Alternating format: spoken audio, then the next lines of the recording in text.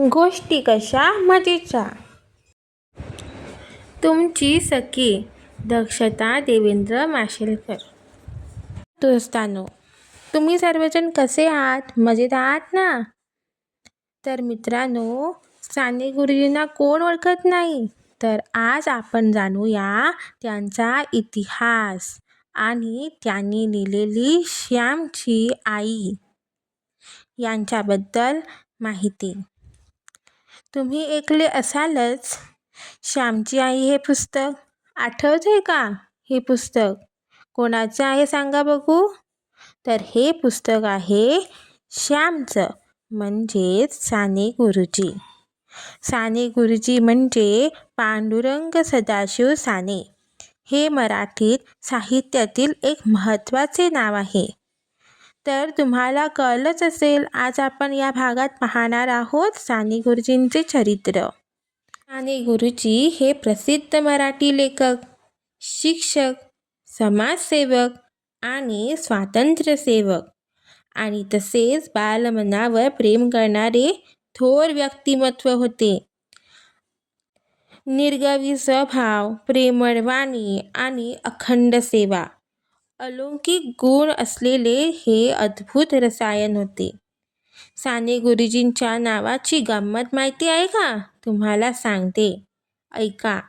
तर त्याचं पाळण्यातलं नाव पंढरीनाथ, त्यामुळे त्यांना घरी पंढरी म्हणतात.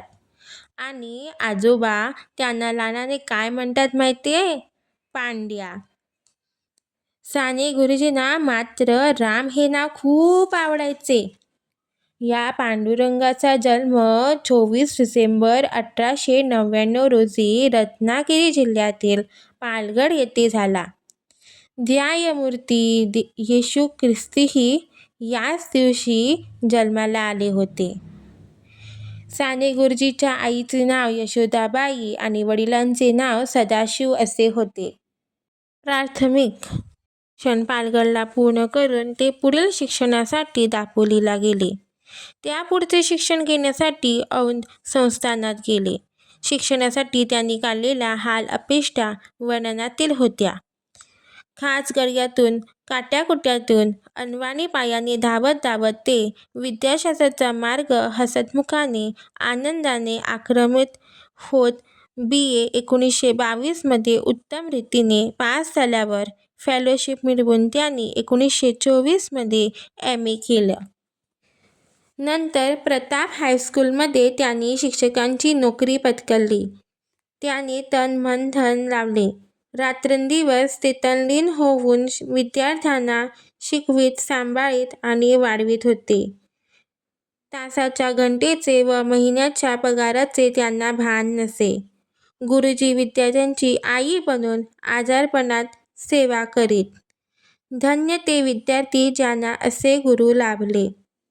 1930 साली नोकरी सोडून ते राष्ट्रीय आंदोलनात सामील झाले.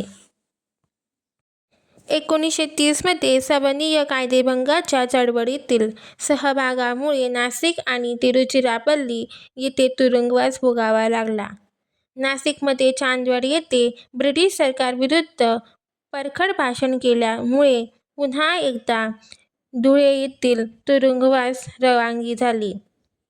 32, 34, 40, 43 साली तुरुंगवास पत्करला. पण या तुरुंगवासातच त्यांच्या अनेक पुस्तकांचा जन्म झाला. श्यामची आई नाशिकच्या तुरुंगात पत्करली. ते थोर समाजसेवक, लेखक आणि आदर्श गुरु म्हणून ओळखले जाते. गरीब, अनाथ आणि पीडित लोकांसाठी त्यांनी आयुष्यभर काम केले. साने गुरुजींना लिहायला खूप आवडत होते. साने गुरुजी नुसते लेखक नव्हते, तर शीघ्र लेखक होते. अवघ्या 3 दिवसात त्यांनी 300 पानाची कादंबरी लिहिली आणि मातृप्रेमाच्या अमृतधाराची ही कादंबरी तुडुंब भरली. भारतीय संस्कृती म्हणजे काय, क्रांतीच्या मार्गावर ही सर्व पुस्तके तुरुंगातच लिहिली. शिक्षक म्हणून त्यांनी विद्यार्थ्यांमध्ये चांगले चांगले संस्कार रुजविले. लोकप्रिय ठरलेली यांची पहिली कविता म्हणजे बलसागर भारत हो. खरा तो एकची धर्म जगाला प्रेम अर्पावे. ही कविता भारतीय संस्कृतीचे दर्शन घडवते. त्यांची श्यामची आई ही सुप्रसिद्ध कादंबरी आहे. त्यांना लेखनाची आवड असल्याने सतत कोणत्या ना कोणत्या तरी साप्ताहिकातून लेखन करायचे. त्यांना संस्कृत, मराठी, तमिळ, बंगाली इत्यादी भाषा बोलता यायची. त्यानंतर त्यांनी काँग्रेसचे कार्य हाती घेतले. ज्या ज्या ठिकाणी अन्याय व्हायचा तिथे ते उपवासाचे आध्यात्मिक शस्त्र उगारीत हुतात्म्याचे पोवाडे गात ते महाराष्ट्रभर हिंडले. 1943 साली ते भूमिगत झाले. मातृभक्त श्याम क्रांतिदेव झाला. त्यांनी सुमारे 80 पुस्तके लिहिली. त्यांच्या गोड गोड गोष्टी म्हणजे कुमारावर उधळलेली सुंदर गुणांची भावात्मक रंगाली व संस्कृतीच्या सुवासाची कोमल पुष्पेच. 1946 मध्ये पंढरपूरला हरिजनांना पांडुरंगाचे दर्शन व्हावे म्हणून त्यांनी प्राणातिक उपोषण केले आणि त्यांना मंदिर प्रवेशाचा मार्ग मोकळा करून दिला. 1948 साली त्यांनी लोकशाही समाजवादाचा प्रसार व्हावा म्हणून साधना हे साप्ताहिक काढले. भारतातील विषय संस्कृतीमुळे दळणवळण व्हावे म्हणून आंतरभारतीची स्थापना केली. समाजवादी विचारप्रणालीच्या माध्यमातून सामाजिक, आर्थिक आणि धार्मिक बंधुयान वाढीला लागावं व समितीची प्रस्थापना व्हावी हा त्यामागील हेतू होता. युवकांच्या आणि किसानाच्या संघटना बांधण्यासाठी त्यांनी प्रयत्न केले. 1947 साली भरलेल्या बालकुमार साहित्य संमेलनाचे ते अध्यक्ष होते. साने गुरुजी भारतीय स्वातंत्र्य लढ्यात महत्त्वाची भूमिका बजावली. त्यांनी महात्मा गांधींच्या विचारांनी प्रेरित होऊन सत्य, अहिंसा, समानतेचा जनतेला एक संदेश दिला. गांधीजींच्या निधनाचा त्यांना खूप मोठा धक्का बसला. स्वातंत्र्यानंतरच्या राजकीय परिस्थितीमुळे ते खूप दुःखी होते. दुर्दैवाने 11 जून 1950 रोजी साने गुरुजींनी अखेरचा श्वास घेतला. त्यांचे विचार आणि कार्य आजही आपल्याला प्रेरणा देते. त्यांच्या जीवनातून आपल्याला प्रेम, सेवा, त्याग आणि माणुसकीची एक आदर्श आम्हाला शिकवतो. गुरुजींनी जाताना सर्वांसाठी एक खूप गोड आठवण ठेवली आहे. ती म्हणजे श्यामची आई हे पुस्तक. तर श्यामची आई हे पुस्तक सर्वांनी वाचलं असेल, पण तरी पण मी त्या पुस्तकात नेमकं काय आहे हे मी तुम्हाला सांगणार आहे.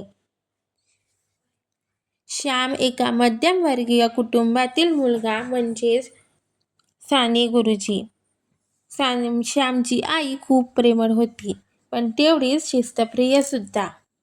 ती श्यामला छोट्या छोट्या गोष्टीतून खूप चांगली संस्कार द्यायची.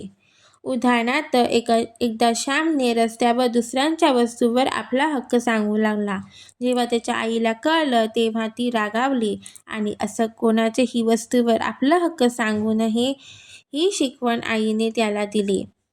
त्याची आई स्वतः आजारी असतानाही खूप कष्ट करायची. ती श्यामला नेहमी प्रामाणिक राहायला सांगायची. क्वचित कठीण काळातही धैर्य न हरवण्याची शिकवण द्यायची. ही गोष्ट आपल्या आश्रमातील मित्रांना रात्रीच्या वेळी आमचे साने गुरुजी नेहमी सांगायचे. गरिबीतही माणुसकी आणि स्वावलंबन शिकवणारी ही आईच्या त्यागाची, हृदयस्पर्शीची गोष्ट आहे. गुरुजींनी हे पुस्तक नाशिक कारागृहात असताना 9 फेब्रुवारी 1933 ते 13 फेब्रुवारी 1933 या केवळ 5 दिवसात लिहिले होते. या पुस्तकात श्यामच्या जीवनावर त्यांच्या आईने केलेले संस्कार, गरिबीतही जपलेले मूल्ये आणि आईचे अथांग जिव्हाळा याचे वर्णन यात आढळते. आईचे निस्वार्थ प्रेम, मुलांची जडणघडण, प्रामाणिकपणा, सेवावृत्ती आणि कष्टप्रद जीवन असूनही न हरलेली उमेद या पुस्तकात लिहिली गेली आहे. हे पुस्तक केवळ एक कथा नसून घराघरात मुलांवर संस्कार करण्यासाठी वाचले जाणारे संस्कार पुस्तक आहे. यांनी लिहिलेली अजरामर आणि हृदयस्पर्शी मराठी आत्मकथा आहे. हे पुस्तक भारतीय संस्कृतीतील आईचे प्रेम, त्याग आणि संस्काराचा ग्रंथ आहे.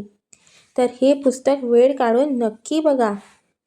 असे होते आमचे साने गुरुजी आणि हा त्यांचा इतिहास. तर तुम्हाला साने गुरुंची माहिती कशी वाटली ते कमेंटमध्ये नक्की सांगा. आणि हा व्हिडिओ जर तुम्हाला आवडला असेल तर लाईक करा आणि शेअर करा.